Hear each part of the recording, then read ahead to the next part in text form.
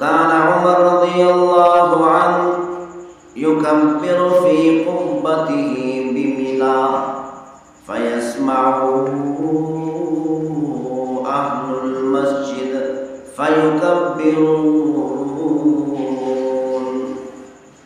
حضرت عمر رضی اللہ تعالیٰ عنہ منا کے اندر اپنے خیمے میں زور زور سے تکبیرات کہا کرتے تھے کہ مسجد والے حضرت عمر رضی اللہ تعالیٰ عنہ کی تکبیرات سن کر تکبیرات کہنے شروع کر دیتے۔ وَيُكَبِّرُ أَهْلُ الْأَسْوَاقِ، پھر بازار والے بھی یہ تکبیرات سن کر زور زور سے تکبیرات کہنے شروع کر دیتے۔ حَتَّى تَرْتَجَّ مِنَا تَكْبِيرًا، یہاں تک کہ مینا تکبیرات سے گونج اٹھتا تھا۔ ہر جگہ پر مسلمان زور زور سے تکبیرات کہنے والے ہوتے تھے۔ وَيَذْكُرُونَ اسْمَ اللَّهِ فِي أَيَّامٍ مَّعْلُومَاتٍ عَلَى مَا رَزَقَهُم مِّن بَهِيمَةِ الْأَنْعَامِ۔ اللہ تعالیٰ نے قرآن مجید فرقان حمید میں یہ ارشاد فرما دیا کہ وہ مسلمان اللہ کے نام کا ذکر کرتے ہیں معلوم دنوں میں۔ ان معلوم دنوں سے مراد قربانی کے ایام ہے، قربانی کے دن ہے۔ یہ بات ثابت ہو گئی کہ تکبیرات کا آغاز 9 ذی الحجہ کی صبح سے ہوگا اور ان تکبیرات کا اختتام ایام تشریق کے آخری دن یعنی 13 ذی الحجہ کی عصر کی نماز تک ہوگا۔ اور اس کے علاوہ یہ تو ہے ہر مرد و عورت پر ہر فرض نماز کے بعد چاہے اکیلی پڑھیں یا جماعت سے پڑھیں ایک بار تکبیرات کہنا واجب ہے، لیکن ان دنوں میں ہر وقت تکبیرات کہنا، تکبیرات کی کثرت کرنا، جتنا زیادہ ہو سکے تکبیرات کہنا مستحب ہے۔ كان عمر رضی اللہ عنہ يكبر في قبته بمنى فيسمعه أهل المسجد فيكبرون۔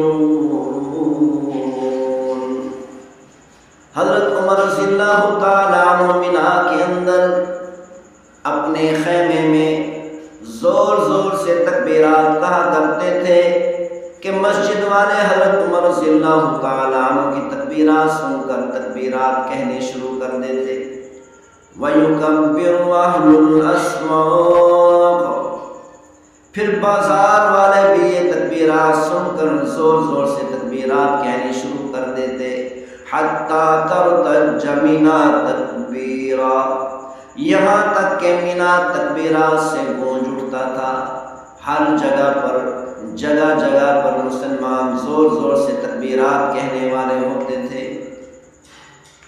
وَكَانَ ابْنُ عُمَرَ رَضِيَ اللَّهُ عَنْهُمَا يُكَبِّرُ بِمِنَى تِلْكَ الْأَيَّامِ، حضرت عبداللہ بن عمر رضی اللہ تعالیٰ عنہما منا کے اندر ان دنوں میں تکبیرات کہا کرتے تھے۔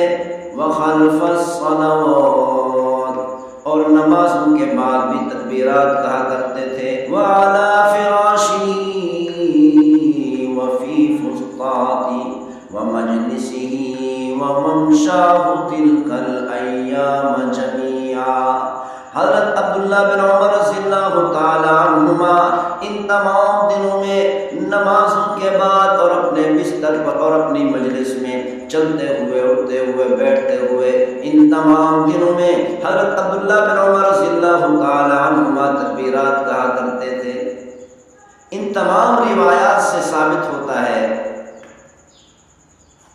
کہ ہر وقت تکبیرات کہنا ان تمام دنوں میں زیادہ سے زیادہ تکبیرات کہنا، تکبیرات کی کثرت کرنا مستحب عمل ہے۔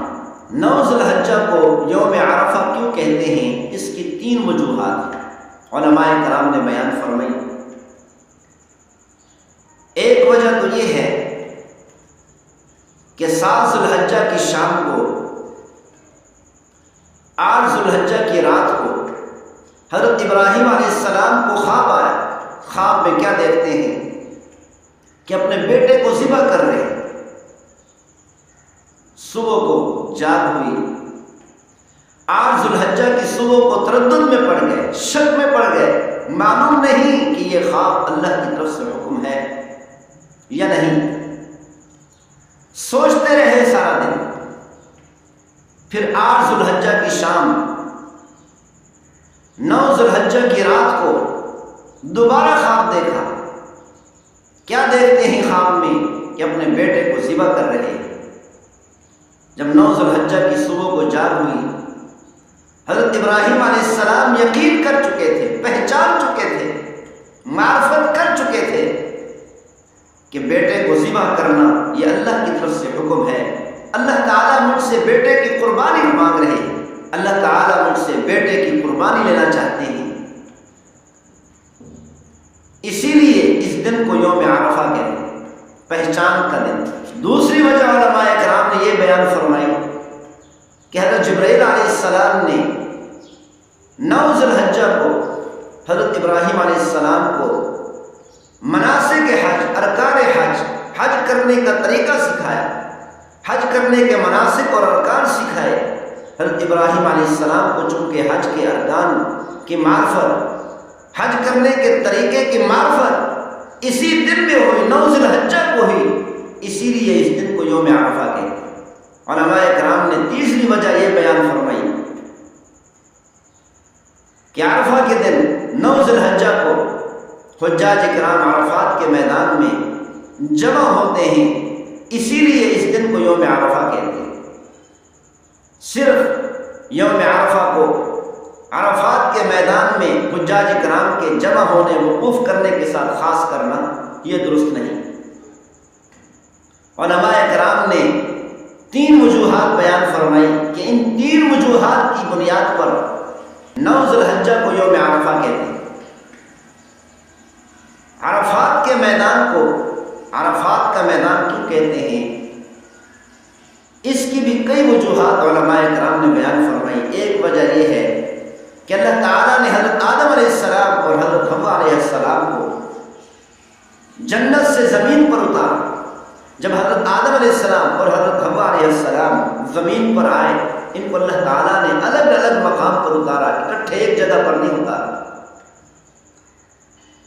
تو ایک دوسرے کو تلاش کرتے رہے، تلاش کرتے کرتے کرتے عرفات کے میدان میں دونوں پہنچے، اور ان دونوں کی پہلی ملاقات عرفات کے میدان میں ہوئی. تو اسی لیے اس میدان کو میدان عرفات کہتے ہیں کہ پہلی ملاقات، پہلی پہچان زمین پر آنے کے بعد عرفات کے میدان میں.